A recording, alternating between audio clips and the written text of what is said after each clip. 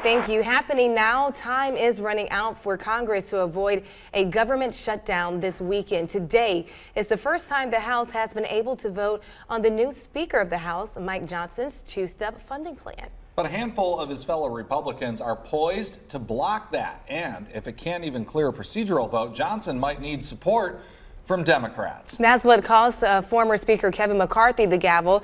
Johnson thinks he has bipartisan support from top congressional leaders, but some leaders say Johnson might be able to bring the bill under suspension of rules.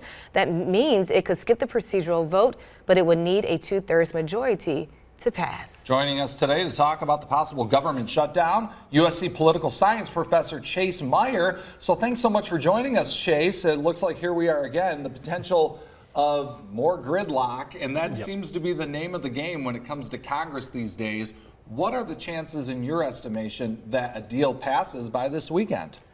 It's really hard to say. There's so many moving pieces right now. How many Republicans will vote against this? Will the Democrats get on board with this? As of right now, Democrats have not officially announced that they're getting on board with it, that they will support the Speaker on this vote to suspend the rules.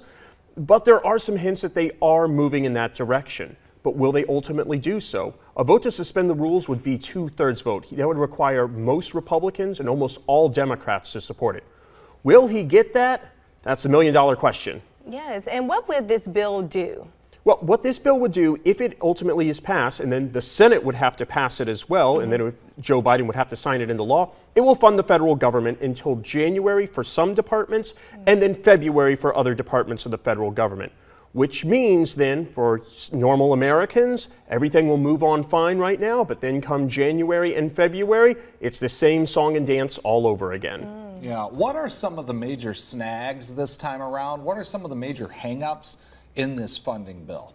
Well, a big one for Democrats is that they wanted to have more funding to support Ukraine and Israel in their conflicts right now overseas. That is not included in this bill. If that was in there, Democrats would get on board in an instant. But because that's not in the bill, Democrats are hesitant. On the other side, there's a lot of Republicans, particularly in what's the caucus known as the Freedom Caucus, who aren't supportive of this bill because it's a continuing resolution. It keeps funding for the federal government and all the departments the same now as it was previously. They want cuts. They don't want to see the federal government be supplied at the same dollar amount. They want it less. And how much less depends on what particular Republican you're talking to. So that's the other big issue. Different Republicans have different demands for how much it should be cut. So that's the big question. Will Democrats get on board with a bill that doesn't include extra funding for Israel and for Ukraine? Will Republicans get on board with a bill that doesn't provide cutting that they want of government spending? Now you're breaking this down so beautifully so our viewers can understand. And I also want them to understand what happens if the government does shut down. How does that affect our everyday viewer watching? Well, for your average American, if the government shuts down, there honestly would not be a ton of impact because when the government shuts down, most of the government still operates here. Most federal employees are deemed as being an essential or otherwise known as an expected employee, meaning when the government shuts down, you still show up at work. You don't get paid, but you still show up to work. And that's the vast majority of federal employees. The Social Security Administration, for example, during the last government shutdown, 95% of the Social Security Administration still showed up there.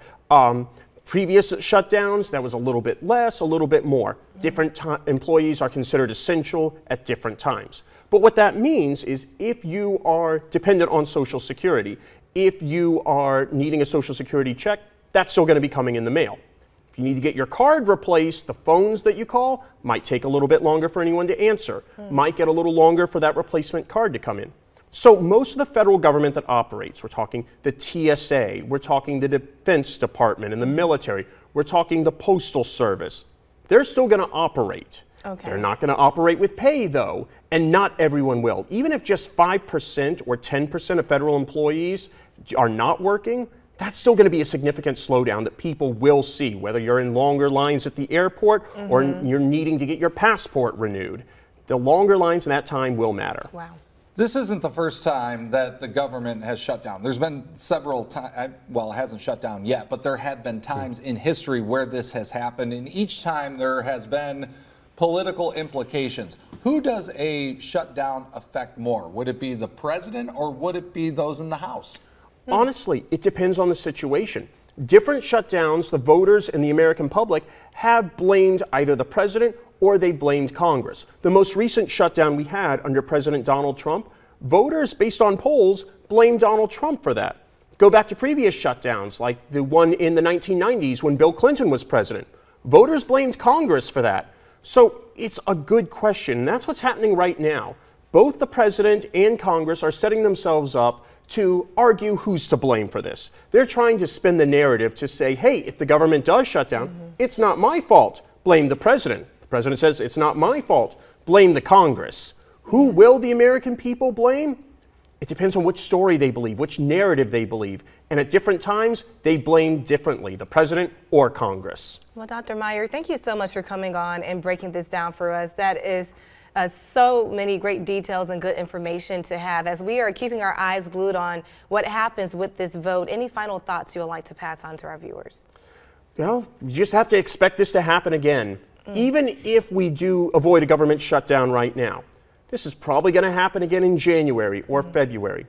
In recent American history, shutdowns have become commonplace.